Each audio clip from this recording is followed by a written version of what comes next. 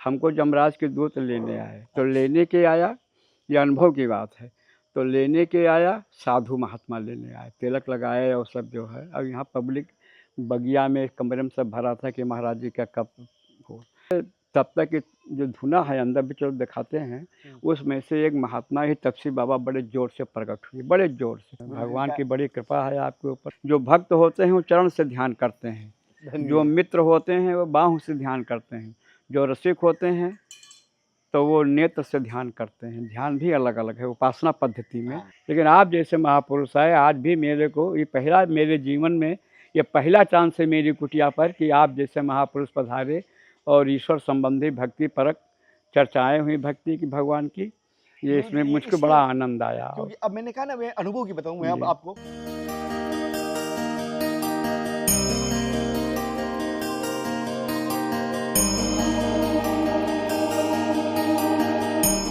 राधे राधे, हर हर महादेव, जय गुरुदेव। साथियों, आज तक मैंने बहुत सारे संतों के दर्शन करे। आज मैं एक ऐसे समाधि के दर्शन करा रहा हूँ, तपस्वी बाबा के जैसे की समाधि के दर्शन करा हूँ।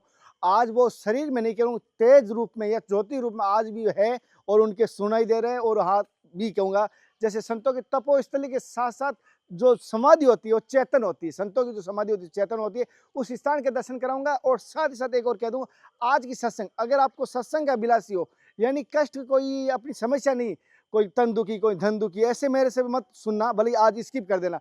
अगर रियल में आपको सत्संग सुननी है, रियल में सत्य को जानना है, जैसे आपने स्टार्ट में देख लिया, तो आज की सत्संग अद्भुत रहेगी, मैं ये कह सकता हूँ। लेकिन संतों के दर्शन करने जाए उससे पहले याद रखना, कलेक्टर है, एमएलए है, डॉक्टर है या डीएसपी है, कुछ भी हो, ये अहंकार आपके बाहर ही रखना चाहिए आश्रम के। बहुत सारे कहते हैं मैं गाड़ी के ऊपर मैं प्रधान आया हूँ, महाराज जी को बोलो प्रधान आया है, किसका प्रधान है? वो कभी भी अहंकार है, तब तक संतों के पास जाना छोड़ दीजिए। प्रधान जी छोड़ दीजिए, मैं ये सीधा कहूंगा, कुछ फल नहीं मिलने वाला।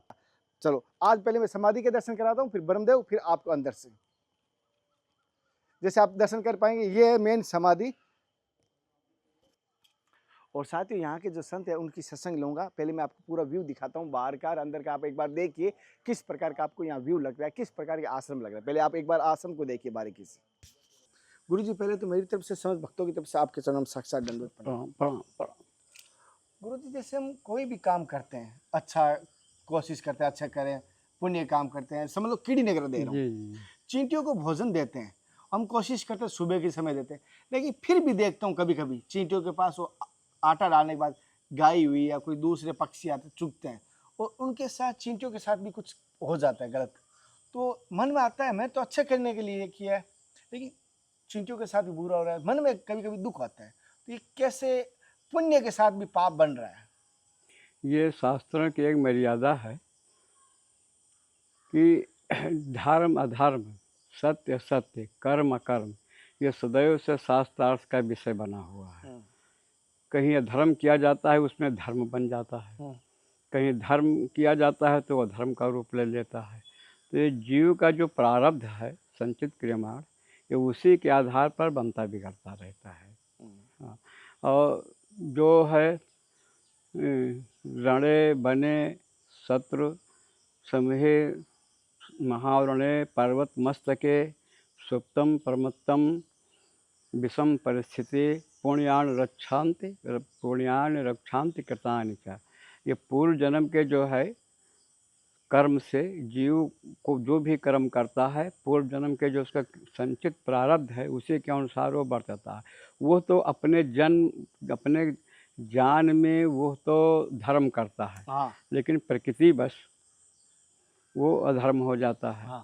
जैसे हमारे वेदों में आया है, कभी अश्वमेध यज्ञ धर्म था, गोमेध यज्ञ धर्म था, आज जो पाप का रूप हो गया, हत्या का रूप हो गया। तो इसमें परिवर्तन होता रहता है।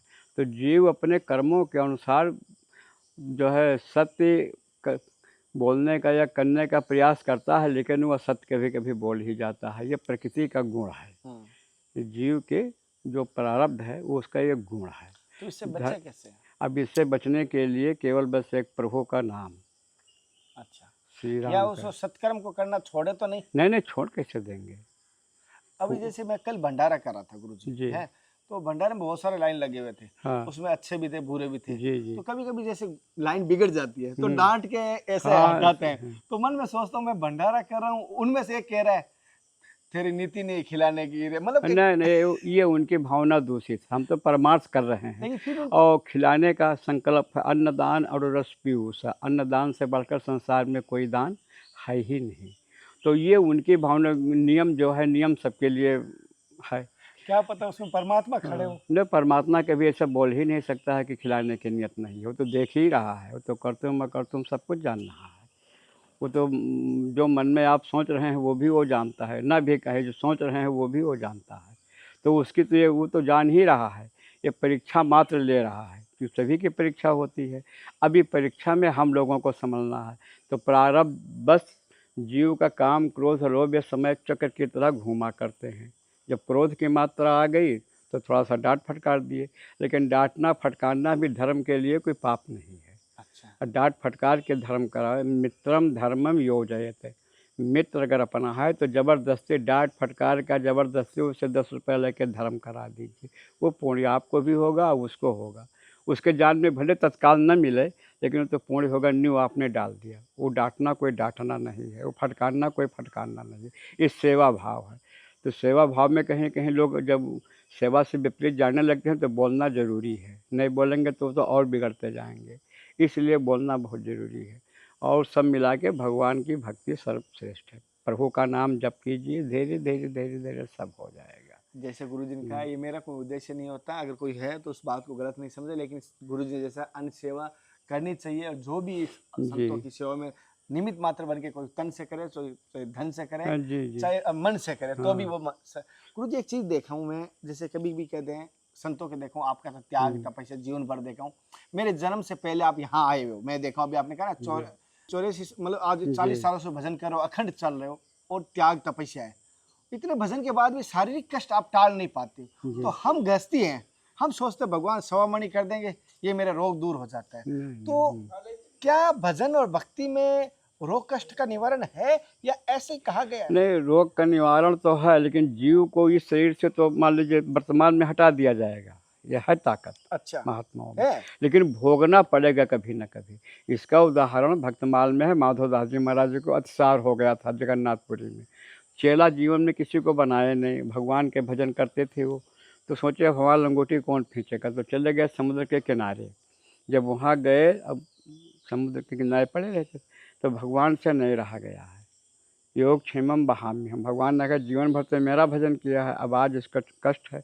तो आ गए ग्वालिया का रूप देके, बोले मेरे पिताजी आपके चेला हैं, या जंगल में गाय पाले हैं, मेरे को भेजें कि जब बाबा जी का सेवा कराओ, गुरु जी का, हम नहीं पहुंच पा रहे। तो 3 दिन तो उन्होंने सेवा किया, लंगोटी खींचे। जब उनको तबीयत सो तो हाथ पकड़ लिए, बोले आप छिपे हो, मैंने जीवन में चेला किसी को नहीं बनाया, फिर आपके पिताजी कैसे मेरे चेला हैं, आप सही से बता दो। तो भगवान प्रकट हो गए। तो बोले प्रभु जब आप ही को करना है तो फिर आप ये प्रारब्ध मेरा हटा क्यों नहीं देते हैं। बोले वेद का विधान है और वेद हमारी वाणी है, तो वो प्रारब्ध नहीं हटेगा। अगर मैं अभी हटा दूं, फिर अगले जन्म में आपको भोगना पड़ेगा। अब इस जन्म में आप मेरा भजन करते हैं तो हम आपका देख रेख नहीं करेंगे तो कौन करेगा। इसीलिए मैं सेवा आपके किया। अब आप सबसे का प्रारब्ध भी आपका मिटता जा रहा है, आप भोग रहे हैं। और दूसरा उदाहरण ये मध्य प्रदेश में गुरु जी का स्थान है। जिया जी राव ग्वालियर नरेश गए, उनको तिजरा आ रही थी, तो वो राजा साहब से मिलने के लिए नीचे बैठ गए, एक चादर बिछा दिए और बुखार से बोले कि थोड़ी देर के लिए तो मेरे मृग चरम पर विराजमान हो गया। तो जब विराजमान हो गया तिजरा तो मृग उछले कूदे।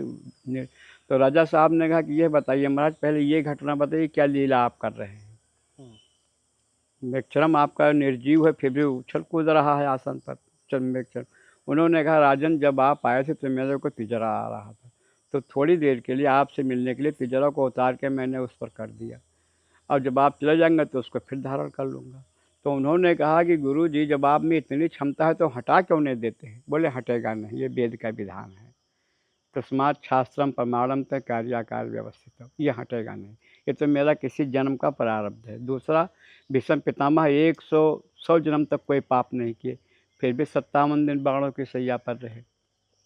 मरते समय भगवान से पूछे कि प्रभु ये बताइए, मैंने अपने जीवन में कोई पाप नहीं किया, फिर भी बाणों की सैया पर कितना असहनीय कष्ट।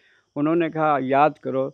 याद करते करते भगवान ने उनको 100 जन्म का याद कराया। बोले, भगवान ने कहा आगे? बोले आगे अब मेरी गति नहीं है, मैं जीव हूँ। उन्होंने कहा इसी हस्तिनापुर के 101 जन्म में आप राजा थे, रथ से आप जा रहे थे, एक सांप निकल रहा था, सांप को बचाने के लिए आपने धर्म किया, धनुष से उठाए का फेंक दिया, लेकिन ये नहीं सोचा कि वो कहाँ गिरा, जा करके बेल के कांटा पर गिरा। तो 57 दिन वो तड़पा, 58वें दिन उसकी मृत्यु हुई। वही प्रारब्ध आपका आज ये हो रहा है। अच्छा, तो गुरुजी जैसे भीष्म पितामह का आपने उदाहरण दिया, बहुत हाँ। अच्छा उदाहरण है, लेकिन मैं कुतर्क नहीं है इसलिए जानना चाहता हूँ, वो 101 साल क्यों इंतजार किया, उस अगले जन्म में क्यों नहीं दंड दिया वो भीष्म? थोड़ा थोड़ा भोगते आए होंगे अच्छा। भाई, एक ही बार नहीं ना होता है। अभी हम अपन ही बतावें कि कितना मतलब सारी बीमारी है। और प्रेमानंद जी महाराज जी को तत्काल उदाहरण ले लें। अब वो जब वो नहीं हटा सकते हैं, हटा सकते हैं, उनके अंदर क्षमता है, लेकिन वो जो भोग है वो भी यही कहते हैं कि भोग का तो भोगना ही पड़ेगा, चाहे जो हो। भगवान को भी यहाँ भोगना पड़ा। शेर रघुवीर के कानन जोगो, लेकिन कुछ कर्म रहे उनके, कर्म प्रधान सत्य कह लोगो। तो यहाँ पर कर्म करना प्रधानता है, लेकिन कर्म से भी बढ़कर अगर भक्ति किया जाए तो कर्म जो है ठंडा हो आएगा, गड़ेगा भाला, लेकिन अगर आपकी मृत्यु है तो भाला की जगह पर कांटा गड़ेगा। ये भक्ति में इतना हेर फेर हो जाता है, लेकिन मिटेगा नहीं। आपसे जैसे संतों से मैंने सुना है कि भक्ति करनी पड़ेगी, राम नाम जप करना ही हम्म, पड़ेगा, चाहे किसी भी इष्ट का जपो, जी महादेव जपो। जी। क्या मैं ये जानना चाहता हूँ, मेरे से इतनी भक्ति तो नहीं होती, क्या सेवा से वो भक्ति का फल मिलेगा, या सेवा कोई पुण्य कर्म बनेगा? नहीं, सेवा से तो भक्ति ही मिलती है। भज सेवा आम धातु से भजन बना है। तो आप जो स्थान की सेवा कर रहे हैं, जहाँ बहारू लग भावना उसमें आरोपित कर दीजिए कि मैं झाड़ू लगा रहा हूँ तो ठाकुर जी के लिए, निमित्त मात्र मैं हूँ। भोजन बना रहा हूँ तो ठाकुर जी के लिए। जैसे आप धर्म प्रचार के लिए निकले हैं तो ये ठाकुर जी के लिए कर रहा हूँ। जो चाहते हैं वो मुझसे करा रहे हैं, जब नहीं चाहेंगे तो फिर मेरी बुद्धि बदल जाएगी। तो ये उनकी कृपा से हम जो भी धर्म का कार्य कर रहे हैं। और महाभारत में आया है, यक्ष ने धर्मराज से पूछा, और भागवत में भी आया है कि जब परमात्मा भगवान श्री कृष्ण शरीर को छोड़कर चले गए तो धर्म किसके शरण में गया? तो ये हुआ कि धर्म महापुरुषों के शरण में गया। जैसे बाबा जो है धर्म का प्रचार कर रहे हैं, धर्म आपके शरण में, आपके साथ है। तो धर्म भी भक्त के साथ रहता है। जो भगवान के भक्त होते हैं, धर्म उन्हीं के साथ होता है। अच्छा। उसी के माध्यम से किया जाता है। गुरुजी, जैसे आपने इस मार्ग को किया, भजन किया, तो जीवन का सार क्या पाया? जैसे कि पूरा मंथन करने के बाद दूध में से कुछ मात्रा में घी या पनीर निकलता है, जी। तो आपके जीवन का क्या सार, क्या घी निकला?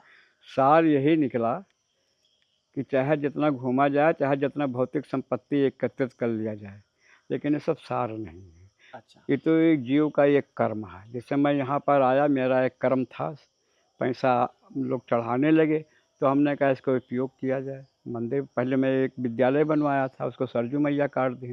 तो ये सार जो है ईश्वर का भजन, कि मैंने, हमको अनेक बार कष्ट हुआ तो ऐसे हुआ कि ईश्वर ने बचाया। एक बार हम 10 घंटा इसी कमरे में बेहोश पड़े थे। हमको यमराज के दूत लेने आए। तो लेने के आया, ये अनुभव की बात है, तो लेने के आया साधु महात्मा लेने आए, तिलक लगाए और सब जो है। अब यहाँ पब्लिक बगिया में कमरे में सब भरा था कि महाराज जी का कब हो। और 10 घंटा के बाद जब वो सब लेने आए मेरे को, तो मेरा आसन बांधना शुरू किए। तो आसन बहुत बड़ा बांधे सब। तो हम कहा ये सब क्या करोगे? बोले आपको ले चल रहे हैं कथा कहने के लिए। तो ये ने कहा उसे में से कि टिकट लाए हो कि वैसे ले चल रहे हो? जस्ट उसने कहा, एक महात्मा ने कहा कि टिकट लिए हो, तो ऐसे तब तक कि जो धुना है अंदर भी चलो दिखाते हैं, उसमें से एक महात्मा ही तपसी बाबा बड़े ज़ोर से प्रकट हुए, बड़े ज़ोर से। अब इतना ज़ोर से डांटे, उनके यही शब्द थे, अरे साले, इसके द्वारा भी मुझको काम लेना है, तुम इसको ले जा रहा है, भाग साला।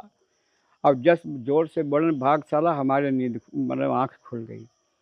आँख खुल गई, भा हल्ला, महाराज जी को होश आ गया, होश आ गया। हम और घबराए कि क्या बात है।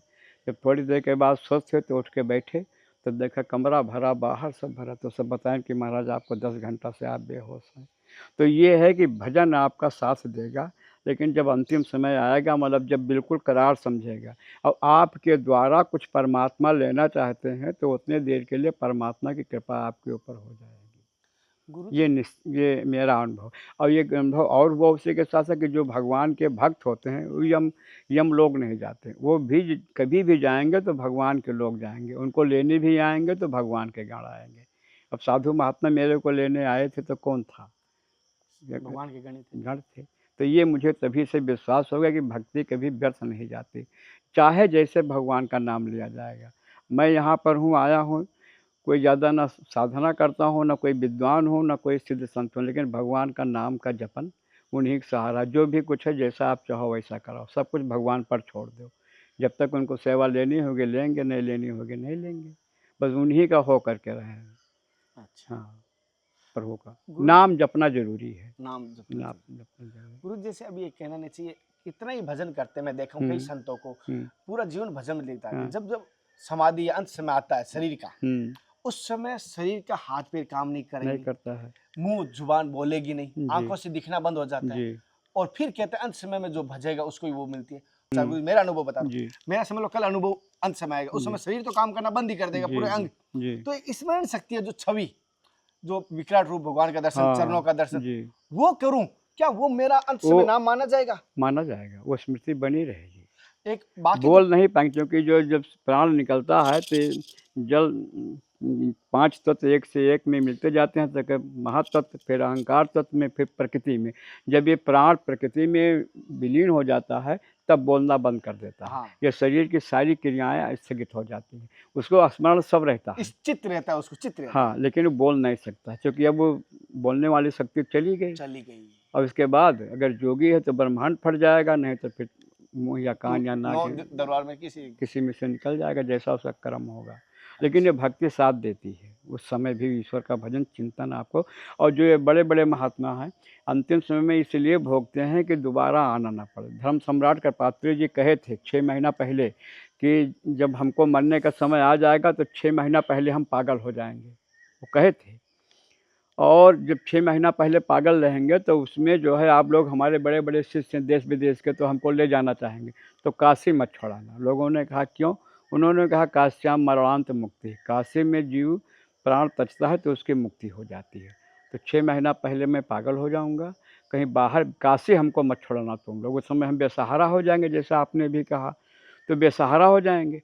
तो लोग काशी मत छोड़ाना, इतनी आज्ञा हमारी मानना। हमारे अयोध्या जी में श्री पंडित कलेश्वर दास जी महाराज थे, वो अपना, लोग उनको वशिष्ठ का अवतार कहते थे, वो सिद्ध संत थे।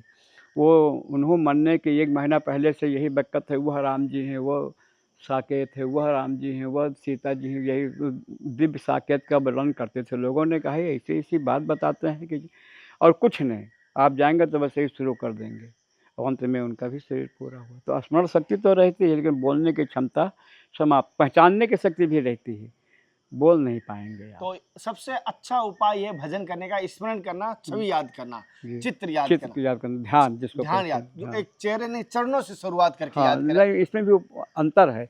जो भक्त होते हैं वो चरण से ध्यान करते हैं, जो धन्य मित्र होते हैं वो बाहों से ध्यान करते हैं, जो रसिक होते हैं तो वो नेत्र से ध्यान करते हैं। ध्यान भी अलग अलग है उपासना पद्धति में। हाँ, तो जहाँ जिससे मतलब जो है, 9 रसों में कोई भी रस का जो उपासक है, दास रस वाले हमेशा भगवान का चरण से ध्यान करते हैं। चरण का ध्यान हम लोगों के लिए अनिवार्य है, दासों को। अति उत्तम माना गया है। हाँ, कि हनुमान जी ने भी कहा कि दासों हम कौशलेंद्र से।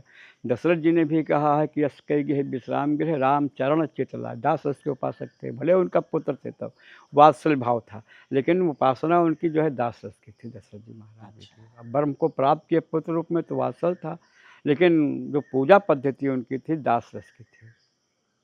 तो दास रस सबसे श्रेष्ठ माना गया। फिर इसके बाद जिसकी जैसे, कोई वीर रस मानते हैं, कोई सख्य रस, कोई शांत रस, कोई, तो सबसे बढ़िया दास रस की उपासना है वैष्णव सिद्धांत के अनुसार। वैसे अलग अलग सिद्धांत हैं। और आपके वल्लभ संप्रदाय में जो है बालकृष्ण की उपासना है। गुरु जी जैसे भी एक बात, अभी जैसे संप्रदाय की बात चली, वहाँ पे चाहता हूँ गुरु जी, जैसे संप्रदाय की एक ऐसी हो गई, जैसे कहना नहीं चाहिए, अलग अलग दरवाजे हो गए, हाँ, लेकिन मैंने अनुभव पाया जो संतों के आपके आशीर्वाद जी से, जी कि एक दरवाजा, सब दरवाजे खुल जाते हैं लेकिन एक दरवाजा बंद रहता है, जो भेद दृष्टि वाला होता है, जी, जो हरिहर में जैसे कहना, इस संप्रदाय, इस हाँ, संप्रदाय, हाँ, अगर जब तक हम संप्रदाय में बंधे रहेंगे तब तक तो वो दरवाजा खुल नहीं नहीं तो जो पाएगा। महापुरुष होते हैं इससे हट जाते हैं, ये दरवाजा से हट जाते हैं। वैसे भगवान की प्राप्ति के लिए स्मृतियों ने कहा, स्मृतियों विभिन्ना श्रुतियों विभिन्ना नैको मुनि बचा प्रमाणम। हाँ, धर्म से तत्वम निहितम गुहा महाजनोयन गता सपंथा। धर्म भगवान के प्राप्ति के लिए 108 स्मृतियाँ हैं, 108 मार्ग हुईगा, हाँ 108 श्रुतियाँ हैं, 108 मार्ग हुआ, तो यही में जीव घबराया जाता है। हाँ तो अंतिम में है कि महाजनोयन गता सपंथा, जिस पंथ से महापुरुष लोग गए हैं उसी को स्वीकार करो। जैसे धर्म तड़ाग ज्ञान विज्ञान, धर्म को तालाब कहा गया है, लेकिन तालाब के क्या सब वस्तु ग्राह्य है? वो मछली है, सांप है, अन्य मेढक हैं, तो सब भाई धर्म तड़ाग है, तो क्या सब स्वीकार किया जाता है? नहीं नहीं। गुरु कहो राम भजन मोहिनी को, राज मार्ग डगरसो। जिस परंपरा में आप हैं उस परंपरा के जो गुरु जो ने उपदेश दिया वही सर्वोपरि सिद्धांत है। और उसमें अगर भेद दृष्टि करे तो भेद दृष्टि अगर गुरु बताए हैं तो कीजिए, नहीं बताए हैं तो उसको। अगर जीव जब साधना पथ से ऊपर हो जाता है तो भेदभाव मिटाना नहीं पड़ता है, वो मिट जाता है, अपने आप मिट जाता है, मिट ही जाता है। अपने आप मिट जाएगा वो। और तभी जब वो दरवाजा अब खुलता तब है। वो दरवाज़ा खिल, तब भी कहेंगे भैया वहाँ हिंदू मुसलमान मतलब सब जाते हैं। अब प्रेमानंद जी के यहाँ सब आते हैं, अब इनका वो दरवाज़ा मिट चुका। जो संप्रदायवादिता थी कि संप्रदाय के हैं, वल्लभ संप्रदाय के इन्हों हैं, वो मिट गया अब, क्योंकि अब सब जाने लगे गुरु जी और सबका सम्मान है। एक अभी इसे आपने सुना होगा, जी। तो इस गाय को वध करने की छूट देना है, क्या ये सही डिसीजन है सरकार का? कहीं भी आप देखें तो आज के जो धर्माचार्य हैं ये स्वार्थवादी हैं। स्वार्थवादी ये स्वार्थ अपना सिद्ध करने के लिए ये लोग ये कहते हैं गुरु ब्रह्मा गुरु विष्णु गुरुदेव महेश्वरा, तो वो ब्रह्मा है, जीव भी गुरु है, लेकिन वो जीव गुरु नहीं हो सकता। उनके समान इनको मानो तब आपको फल मिलेगा, ये उसका अर्थ है। लेकिन कहते हैं तो गुरु तो ब्रह्मा है, अब भगवान के आदेश नहीं मानोगे। इसके अंदर कितना बड़ा कुकर्म छिपा हुआ है। इसीलिए तो किसी कबीर ने कहा है कि कमीनों के हाथों धर्म बिक रहे हैं। ये अपना उल्लू सीधा करने के लिए धर्म को विकृत कर दिए हैं। शुद्ध स्वरूप धर्म का आज कोई व्याख्या करने वाला है ही नहीं, क्योंकि वो अर्थलोलुपता छिपी हुई है। तो इसलिए जब धर्म में विकृति आ गई तो धर्म के पालन करने वालों में विकृति आ गई। मैं गया वहाँ झारखंड बोलने, तो एक वहाँ धर्म चला है शक्ति उपासक। तो शक्ति उपासक आपकी बहन महतारी है, उनके साथ सोई है, उनकी हमारे साथ सोई है। कहते हैं ये धर्म है, इस धर्म में कोई जो है वो नहीं है। तो अभी कोई धर्म है? जैसे गुरुजी ने बताया, हालांकि कोशिश की गुरुजी, अगर मैं जी। ऐसी आध्यात्मिक सत्संग आपसे वापस जी। अगर लेना चाहूँ तो अद्भुत लग रही है, क्योंकि आपकी सत्संग कहना नहीं चाहिए, ग्रंथों से ऊपर उठ के, शास्त्रों से ऊपर उठ के, क्योंकि जो अनुभव की जी, सत्संग जी। होती है यही तो सत्संग है। बाकी तो कॉपी पेस्ट हो गया, यानी देखा जी, देखी जी। बोलना हो गया। आपने जी। कोई भी बात की है, खड़ा जरूर शास्त्र किया, लेकिन बोली अनुभव की बात है। जी। एक चीज बांधना चाहता हूँ गुरु जी, जैसे आप रूप धारण किया है संत का, क्या इस रूप में ही संत रह सकता है? क्या बिना रूप में भी रह सकता नहीं नहीं, बिल्कुल बिना रूप का भी रह सकता है। ये तो इसलिए इतना बना दिया गया कि पहचान हो कि ये साधु हैं। वरना महाराज जनक जी कौन विरक्त थे, जिनके यहाँ सुखदेव जी महाराज गए थे अध्यात्म ज्ञान सीखने के क्या लिए। कि? गौतम जी कौन थे, याज्ञवल्क्य जी कौन थे, वशिष्ठ जी कौन थे, ये सब एक सबके बार पास पत्नी थे, एक बार गुरु जी तपस्वी। मैंने क्या है, चौड़ा पैजामा पहनता हूँ। हाँ एक दिन मेरे धुले हुए नहीं थे, जी तीनों कपड़े खराब हो गए। जी। मैंने क्या किया, टी शर्ट और पैंट पहन लिया था, बुशर्ट पैंट। हम्म, तो एक कमेंट आया, जी। तू तो बेरूपिया, कभी कपड़ा कुछ पहनता है, कभी कुछ नहीं नहीं, पहनता है। मैंने कपड़े कहा का कपड़ों कोई का ये महत्व कहाँ नहीं। सत्संग में जिक्र आ गया? मन कहाँ है ये देखो, हमारी साधना कहाँ चल रही है ये देखो। कपड़े से कहीं तो बहिरंग है कि तो चाहे जोन पहन लो, चाहे जोन समय से मिल गया पहन लो, मामला समाप्त है। लेकिन अब ये थोड़ा सांप्रदायिक भेद के अनुसार थोड़ा कपड़ा पहनना जरूरी है, उस और पंथ का झंडा हो गया। कि हमें फला संप्रदाय के हैं। बाकी कपड़े का कोई महत्व नहीं है। ईश्वर का चिंतन सर्वोपरि है। भगवान का भजन आप सोते जागते चाहे जब कीजिए, वहाँ कोई प्रतिबंध नहीं है।